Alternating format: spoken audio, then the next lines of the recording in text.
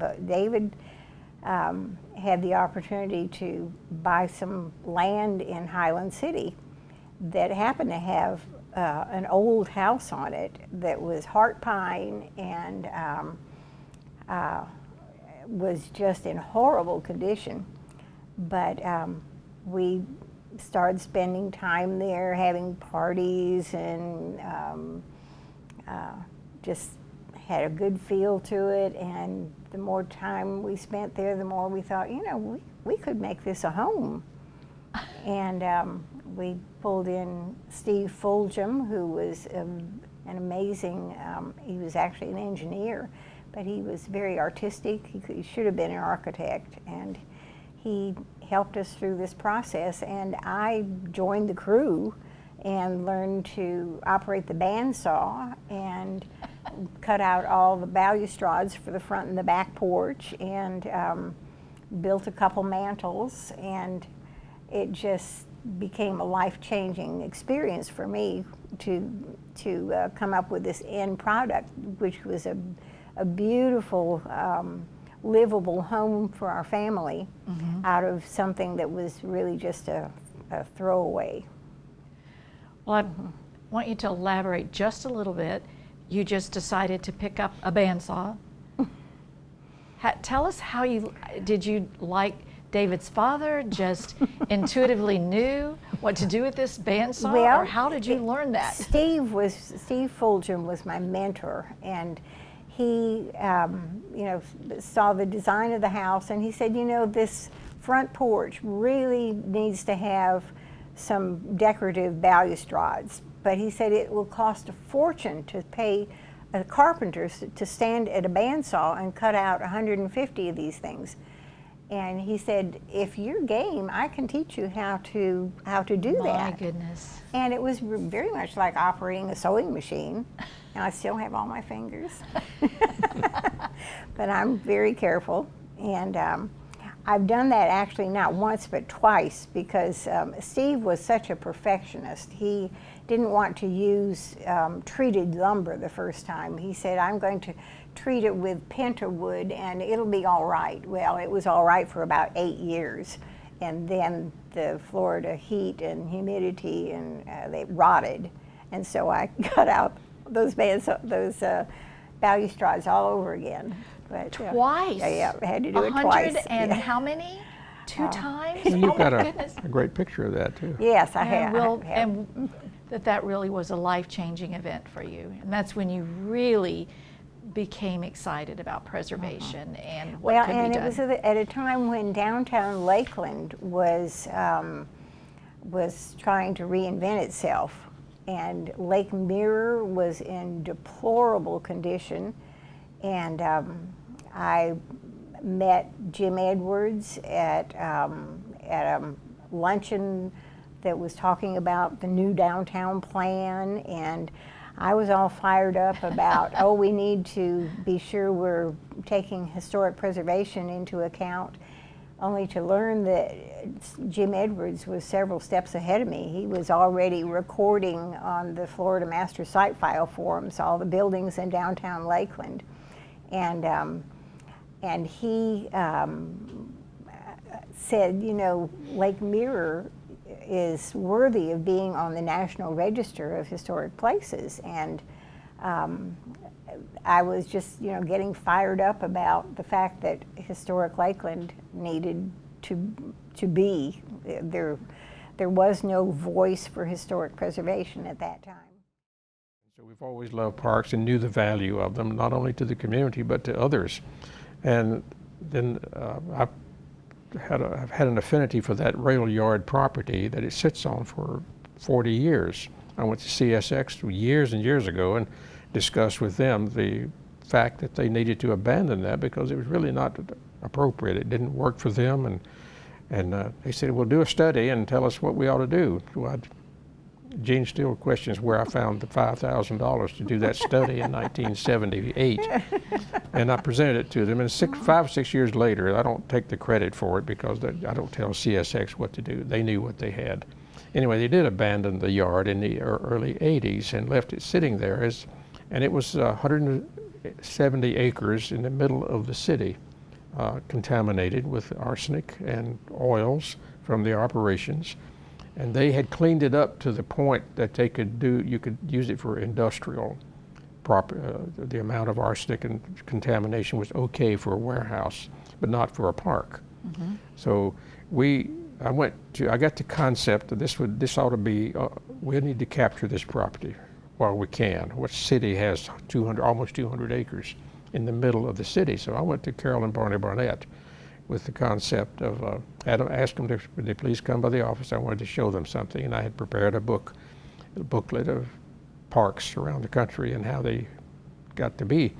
And I just said, I showed them 12 Google aerials of New York City with Central Park, and San Diego with its park, and Vancouver with its park, and here's this city of 1 million or 2 or 3 people or more with this big green area in the middle of it, like Central Park. And the question was, when do you think that was set aside for a park? Was it after the 10 million people lived in New York or Vancouver or before? Did somebody say, hey, we need to set aside a park element? And they got it. Carol got it quickly, Barney also. He said, yeah, we need to capture this property before it gets away, because it was going to be, had we not done it within a year, and I'm in the business, I think I know what would have happened to that park as it would have been an Amazon or some million-square-foot warehouse in the middle of downtown Lakeland. Mm-hmm. That was imminent, and I knew it. So I said, we need to capture this. Let's just capture it. Let's get it. Let's clean it up. Let's master plan it and enable it to be a park sometime, whenever the time is right. And so we did that and hired a planner, Sasaki, to do a master plan for it, which we kind of gave them the type of park we wanted, and then they did it. But it got wings and legs immediately with Carol and Barney and Bill Tinsley and myself. And why don't we just do this? The community, when this park is finished and open and endowed with the $100 million endowment that we're raising, the citizens of Lakeland will have stepped up with almost $60 million of donations.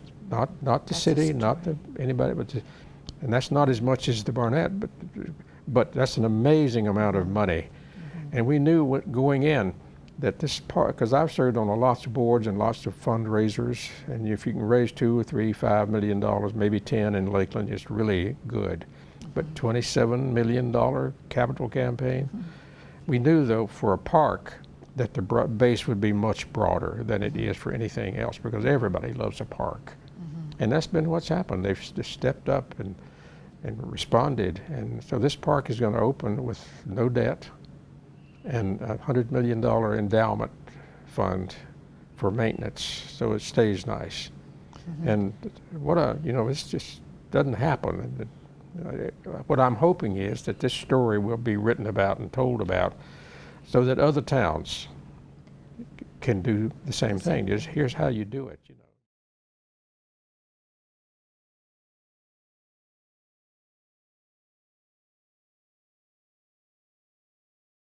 Mr. Witt and my dad and my 2 uncles that were involved in the trucking deal that we had here, formed a company called Mercury Motor Express. I don't know if you remember Mercury, but it was all over. I don't, but that's very interesting. Yeah, and my dad was the president of that to start with. And then he was spending all of his time, it seemed like, up fighting with the Department of the trucking. I got you. Yeah, the Department of Commerce. Department of Commerce, because they were saying y'all were trying to form a monopoly and all that kind of stuff. And he got tired of that, and he told Mr. Witt, he says, I want to get back in citrus. So the family pitches back into citrus. Citrus was starting to really come on about that time, and so. At our peak before freezes and diseases changes, greening and all that sort we of had thing. about 1,500 acres of growth. Okay, that's sizable. Yeah, and we had 500 acres above Groveland. We had 160 acres out of Hardee County. And then we had probably 200 or 300 acres scattered around the Winter Haven, Auburndale, Lake Alfred area that we owned. And then we sold off some of those, and I continued to take care of them for the people that we sold them to. Oh, okay, yes. So, you know, that's kind of what, as I've been listening to you, that's kind of what Citrus Skies did, right? You're always working somewhere in the business. Right. So, yeah. And that's what you've done your whole life. That's all I've ever done. And I did note that you became a cover man. You made the cover of a magazine a couple times, and we got some stories on you. Can you tell us about how that came about? Well, Citrus Industry magazine? There was four of us guys from that were all from Lake Alfred. Myself and Lynn Miller, whose family had the Lang's fruit stand between Lake Alfred and Haines City. Right. And they also had groves, but they had that fruit stand. Donald Sutton, who was with the Shin family, and then ended up buying their caretaking concern was Triangle Grove Service. I've seen their trucks. And yeah, and then Jim Hughes, whose father had citrus around Polk County, and he took over his dad's business. Right. And we were all up there at a restaurant in Lake Alfred, and they came in and took a picture of us and put it on the industry. Oh, okay.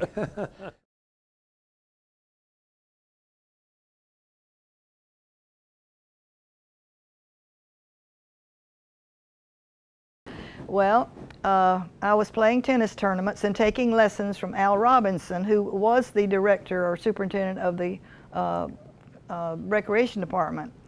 So Jordan Park is where it still is, but they made it into some other courts now. But that's where I took the lessons from him. And so when they built the Civic Center tennis courts, Al said, "How would you like to teach some classes in tennis?" And I said, "Well, I guess I can, because I love to teach anyway." But so I got some books on how to teach tennis and organize, and studied those books, and I started classes. They got a ladies group of classes, and they're still doing. Some of them are still playing. They are, yeah. Another thing that happened was I noticed that over there we had the little baseball field for Little League. Right. So it just hit me all of a sudden, well, why don't we have something like that for tennis? So I started a little boys tennis league. Yes. And I had 4 teams, the Racketeers, the Lobsters, and named them 4 teams.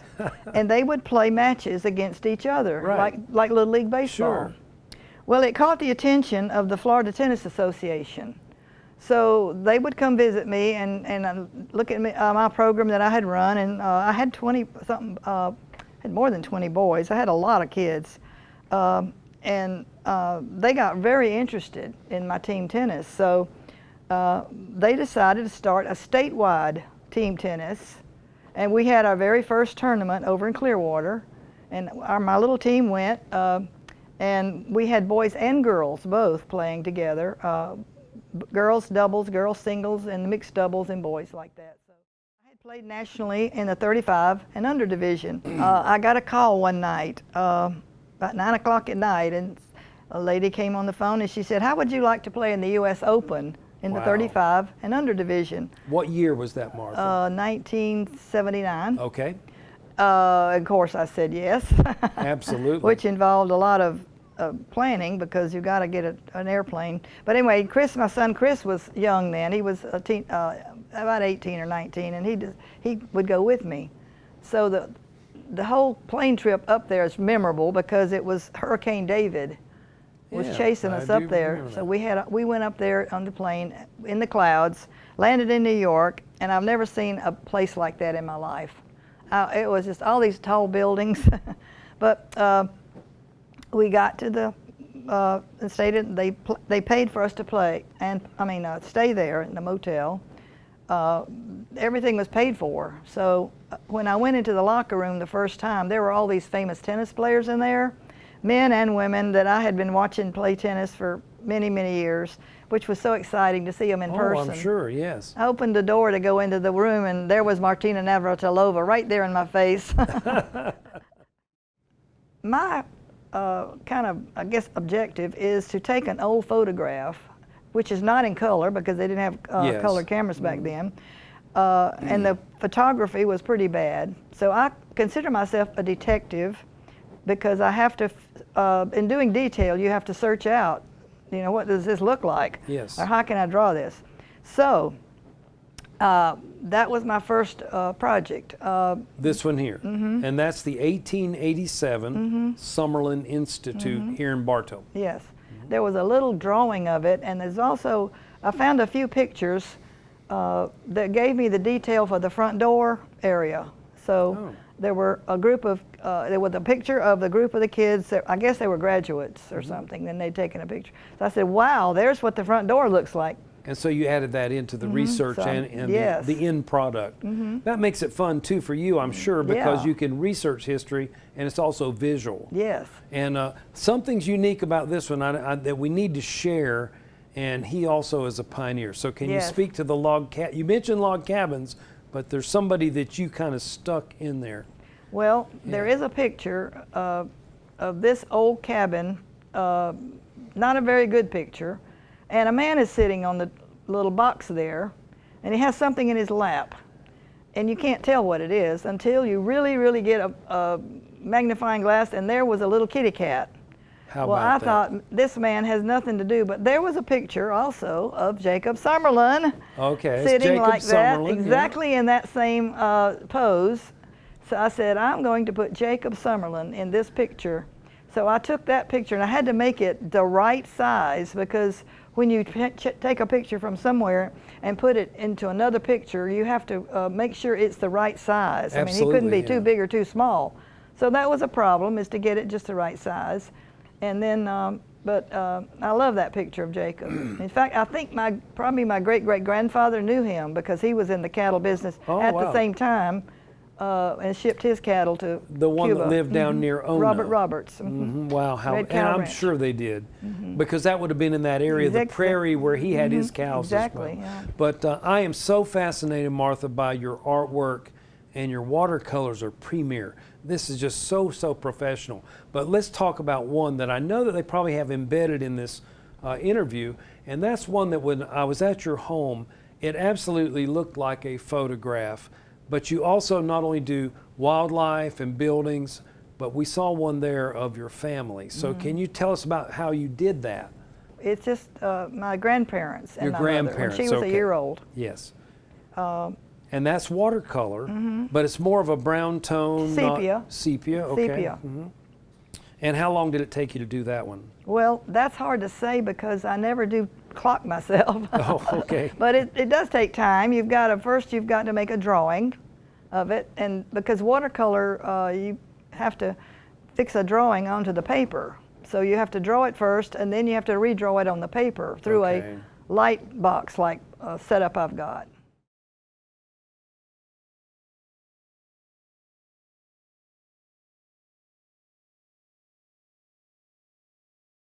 When Desert Storm was starting to build up, I got a call. I had already been mayor of Lake Wales by then. I was pretty well known in the community, and I had honorably served in the reserves. And I got a call from a major, and he said, "We need to have lunch." And I said, "Well, okay." And he was the commander for the guard unit in Lake Wales. And must be known to me, they were going to get called up in Desert Storm, which they did. And he said, "We need somebody to leave the armory in charge of the armory. All the men are going." And he said, we talked. He said, "Would you be willing to do that?"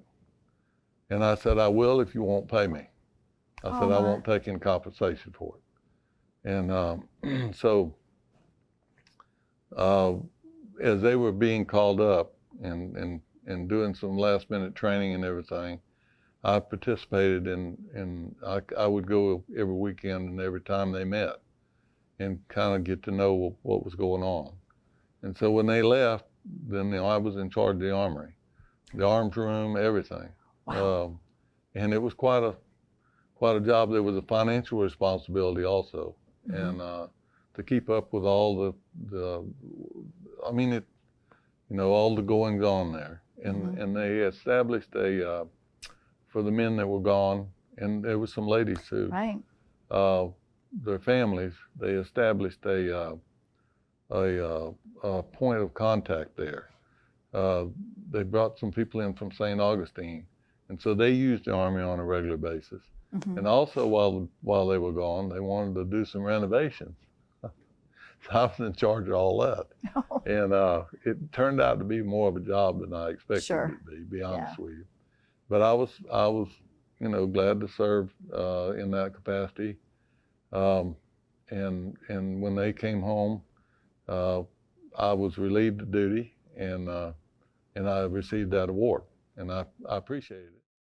My dad had his own groves, my dad and my mother, and so then when we started buying some groves, we formed a corporation called Story Groves, and that included my parents and my brother and I.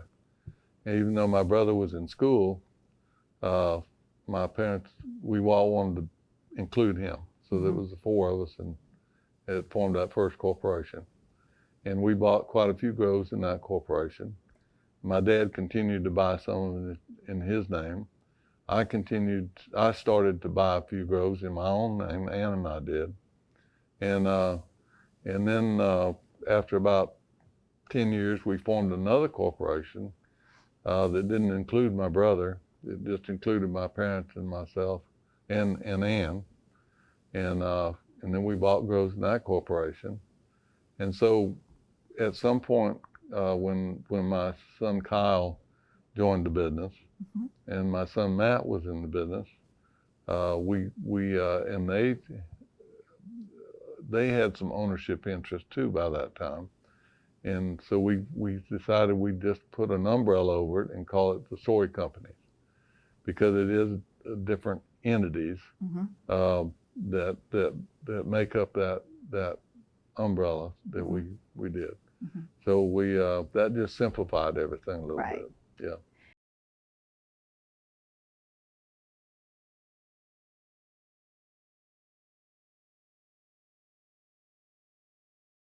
Of course, I went to school.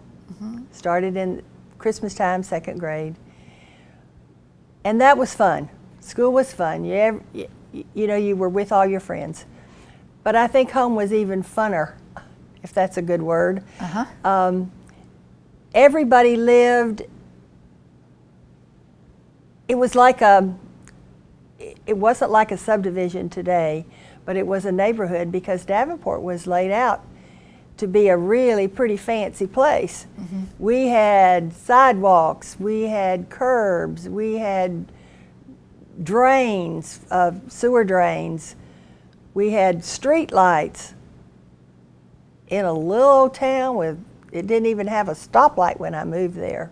Wow. And it had all this fancy stuff. It was supposed to be a really big town, but along came the bust, and that was the end of that. But in the meantime, that left all of these houses in Davenport with all of these young families and all of these little kids, and it was the most wonderful place in the whole world to grow up. Delightful, isn't it, to be in that kind of environment? It was super. We flew kites. We skated because we had wonderful, wonderful sidewalks. I had to take a broom with me when I skated, because sand gets on the sidewalks and it gets in your ball bearings. And my daddy, when he took my skates apart to get the sand out of the ball bearings, did not say nice words. So I took a broom with me when I skated and brushed the sand away so I could go. But we flew kites, we built hideouts, a wonder we didn't kill ourselves digging a hole and hoping we didn't know the sand would fall in on you, but it's okay. We had an awful good time. But all the kids there were bunches of kids in the neighborhood. One of the things I'm interested in, I remember a May Day celebration. What was that like in Davenport? Okay, that What did you do? That was a pretty big thing. It was down at the lake. We have one lake in Davenport, Lake Play, and before my time, someone had built these. It had gone on long before I ever came along, but they had these terraced. That the lake was a sinkhole, I think, and so it went down, and so someone had come in and put bumps. So you sit on the bumps, put your feet down in the little trough, and there was a bump in front of that. Somebody else sat there. And it made a really nice amphitheater. I mean, that's exactly what it was. And then we had all this